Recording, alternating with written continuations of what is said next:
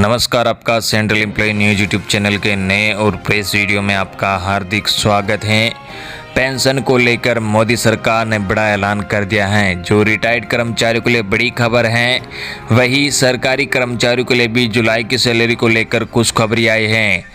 वही सेना में महिला अधिकारियों के लिए भी गुड न्यूज़ आई है। इसी के साथ कुछ और भी कर्मचारियों से जुड़ी महत्वपूर्ण खबरें आई हैं। तो बने रहे वीडियो को लास्ट तक और जानिए इन महत्वपूर्ण खबरों को। इससे पहले अगर आपने अभी तक भी इस वीडियो पर एक लाइक नहीं किया तो एक लाइक कर दीजिए, क्योंकि आपका एक लाइक ही हमारी मेहनत का फल होता है। वही चैनल को भी फ्री में सब्सक्राइब नहीं किया, सब्सक्राइब कर लीजिए कि आगे भी आपको कर्मचारी पेंशनर से जुड़ी हर एक अपडेट फ्री में देखने को मिलती रहे।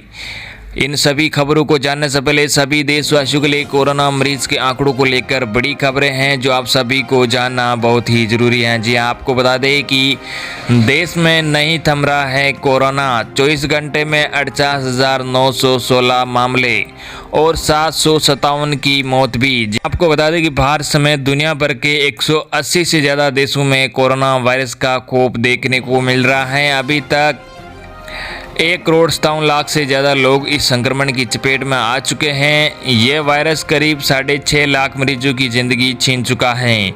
भारत में भी लगातार हर रोज़ कोरोना के मामले बढ़ते जा रहा है। स्वास्थ्य मंत्रालय द्वारा शनिवार सुबह जारी किए गए आंकड़ों के अनुसार देश में कोरोना संक्रमितों की संख्या 13,36,861 हो गई है। पिछले 24 घंटों में शुक्रवार सुबह 8 बजे से लेकर शनिवार सुबह 8 बजे तक में कोरोना के 48,916 नए मामले सामने आए हैं। इस दौरान 757 कोरोना संक्रमितों की मौत हुई है।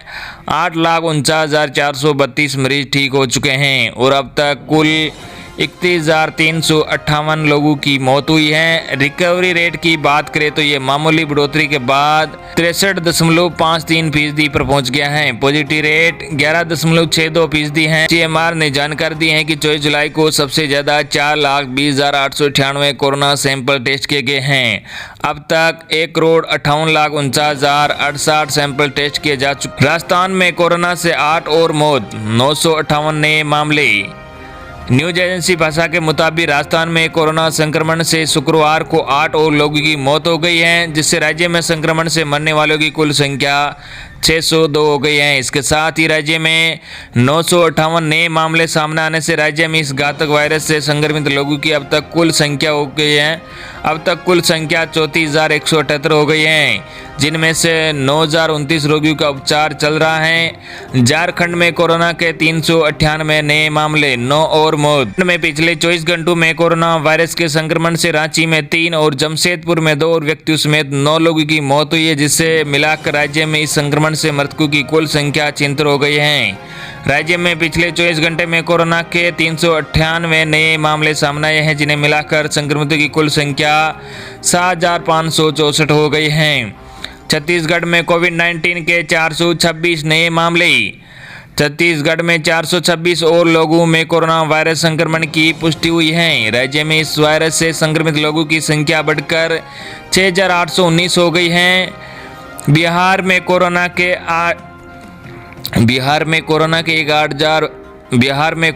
1,820 नए मामले। बिहार में शुक्रवार को कोरोना के सर्वाधिक 1,820 मरीज मिले और 7 लोगों की मौत हुई है। हरियाणा में कोविड-19 से 4 और लोगों की मौत के बाद मृतकों की संख्या शुक्रवार को 382 हो गई है। वही इसके 780 नए मामले सामने आने के बाद कुल संक्रमितों की संख्या हो गई है 29,755। छत्तीसगढ़ में 426 और लोगों में कोरोना वायरस की संक्रमण की पुष्टि हुई है। राज्य में इस वायरस से संक्रमित लोगों की संख्या बढ़कर 6,819 हो गई है। अगली बड़ी खबर, अगले कुछ और महीने स्कूल खोलना मुश्किल, जानिए क्या है सबसे बड़ी बाधा। कोरोना वायरस के प्रकोप के बीच हर माता पिता के मन में यही सवाल है कि इस साल स्कूल कब खुलेंगे भी या नहीं। केंद्र और राज्य सरकारें भी अपने स्तर पर मंथन कर रही हैं। कुल मिलाकर देश भर में रायशुमारी जारी है। इस बीच ताजा खबर यह है कि अभी कुछ महीने स्कूल खुलने की उम्मीद नहीं है। कारण क्वारंटाइन सेंटर। जहां कोरोना के बढ़ते मामलों के बीच सरकार ने स्कूलों को क्वारंटाइन सेंटर में तब्दील कर दिया था। ताजा स्थिति में देश के 203 केंद्रीय विद्यालय और करीब 100 नवोदय विद्यालय क्वारंटाइन सेंटर बने हुए हैं। जब तक ये स्कूल खाली करवाकर सैनिटाइज नहीं करवाए जाते हैं तब तक बच्चों को स्कूल भेजना खतरे से खाली नहीं है। एक रिपोर्ट के मुताबिक फिलहाल जो स्थिति है इनमें इन्हें अभी अगले कुछ और महीने तक खोलना मुश्किल ही होगा। राज्यों के भी बड़ी संख्या में स्कूल ऐसे सेंटर बने हुए हैं, वही इनमें से कई सेंटरों को अस्पताल का रूप भी दे दिया गया है। फिलहाल मंत्रालय स्तर पर इसे लेकर गंभीरता से मंथन चल रहा है। एचआरडी मिनिस्ट्री से जुड़े अधिकारियों के मुताबिक मौजूदा परिस्थितियों में स्कूलों को खाली करने के लिए भी नहीं कहा जा सकता है। कोरोना वायरस की स्थिति अभी भी देश के कई हिस्सों में काफी गंभीर बनी हुई है। ऐसे में फिलहाल इंतजार ही करना होगा। अधिकारियों का मानना है कि वे इसे लेकर राज्य और स्थानीय प्रशासन के साथ लगातार संपर्क में हैं। स्थितियों का सामने होते ही उन्हें खाली करने और साफ सफाई करने के लिए कहेंगे।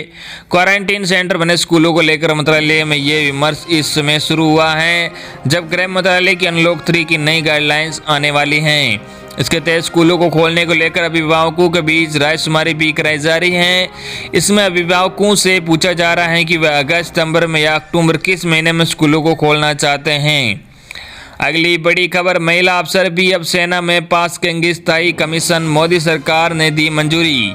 जी आपको बता दें कि रक्षा मंत्रालय ने भारतीय सेना में महिला अधिकारियों को स्थायी कमीशन प्रदान करने के लिए औपचारिक आदेश जारी कर दिया है। इस प्रकार सेना में महिला अधिकारियों को बड़ी भूमिकाओं के निर्वहन के लिए अधिकार संपन्न बनाने का मार्ग प्रशस्त हो गया है। उल्लेखनीय है कि उच्चतम न्यायालय ने इस तरह फरवरी को एक याचिका पर सुनवाई के बाद भारतीय सेना में महिला अधिकारियों को स्थायी कमीशन एवं कमांड पोस्ट दिए जाने का आदेश दिया था और सरकार को अमल के लिए 3 माह का वक्त दिया था।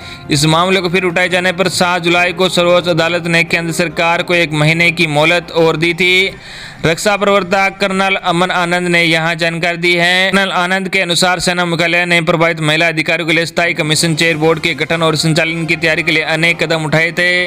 जैसे ही सभी प्रभावित एसएससी महिला अधिकारी अपने विकल्प का उपयोग करेगी और वांछनीय दस्तावेजों को पूरा करेगी, चयन बोर्ड अनुसूचित हो जाएगा। सेना के प्रवक्ता ने कहा कि रक्षा मंत्रालय ने कहा कि भारतीय सेना राष्ट्र की सेवा करने के लिए महिला अधिकारियों से सभी कार्मिकों को समान अवसर उपलब्ध कराने के लिए प्रतिबद्ध हैं। अगली बड़ी खबर, रिटायर्ड होने वाले सरकारी कर्मचारियों को मोदी सरकार ने दी बड़ी राहत। कोरोना काल में तत्काल मिलेगा पेंशन से जुड़ा लाभ। जी आपको बता दें कि देश में रिटायर्ड होने वाले सरकारी कर्मचारियों को मोदी सरकार ने एक बड़ा तोहफा दिया है। मोदी